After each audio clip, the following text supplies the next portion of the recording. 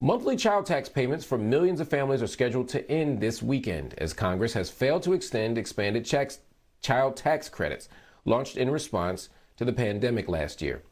Nearly half of Black and Latino children are expected to lose all or part of the expanded credits.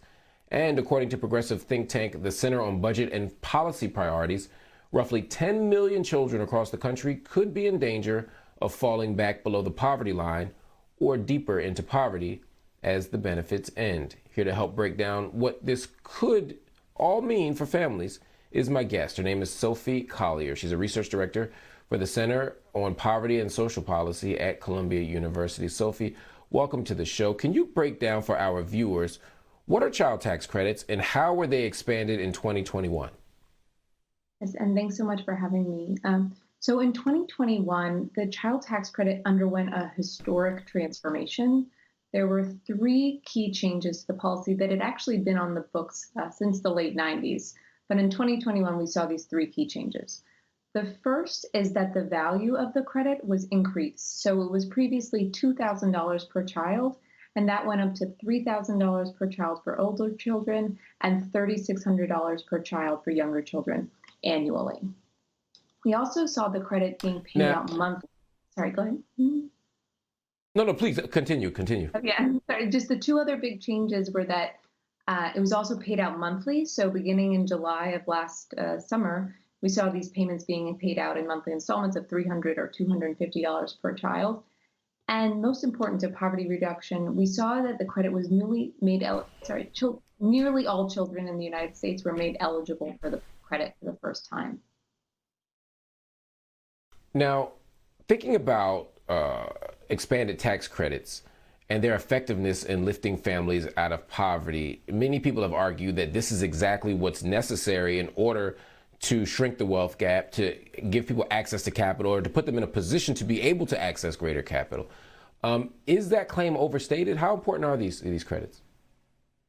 So I think understanding how important this credit was to do that, it's so key to understand the policy that preceded it. So as you were saying, 1 in 3 children in the United States were ineligible for the full credit before 2021 because their families didn't earn enough to qualify.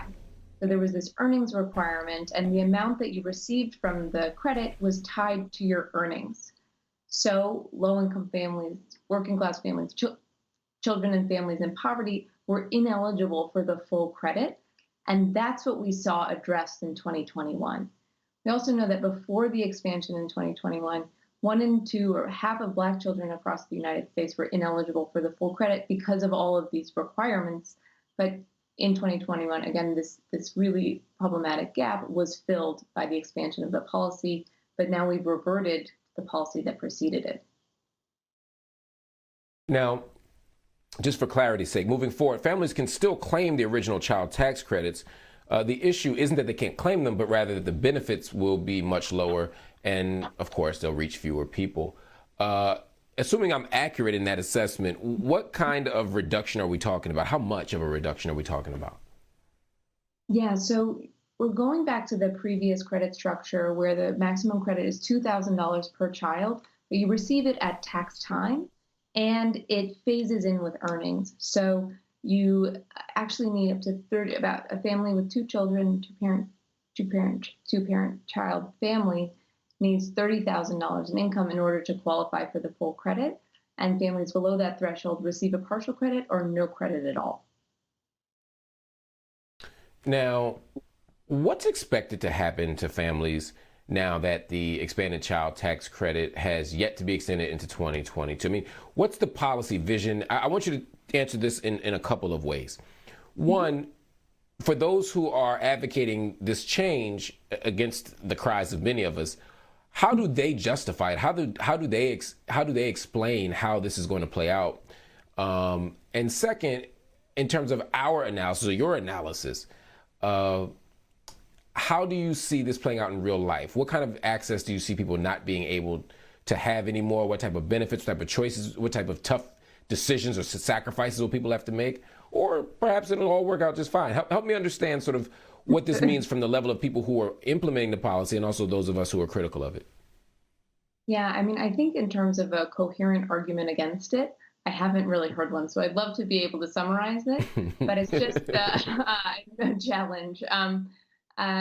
Big report. I mean, there have been arguments against expanding it for years, but again, they've never really dealt with the massive impacts that we're seeing from this policy, or had a good argument against why we wouldn't want to continue those impacts.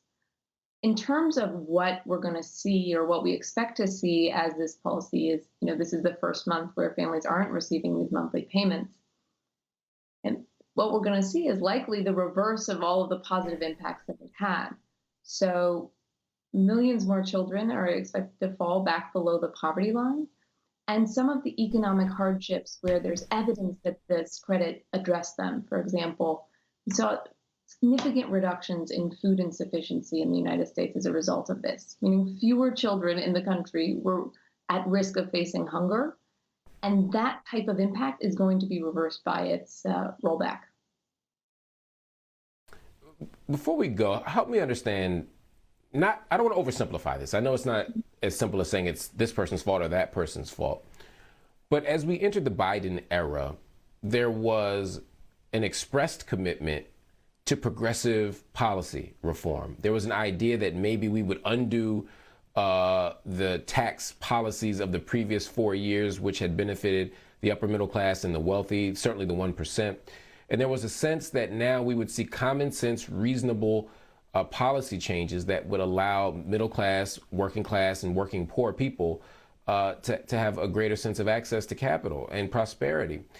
So who's dropping the ball here? Is this a case of a lack of political will from the left? Is this a case of recalcitrance on the right? What are we seeing here? What's the reasoning?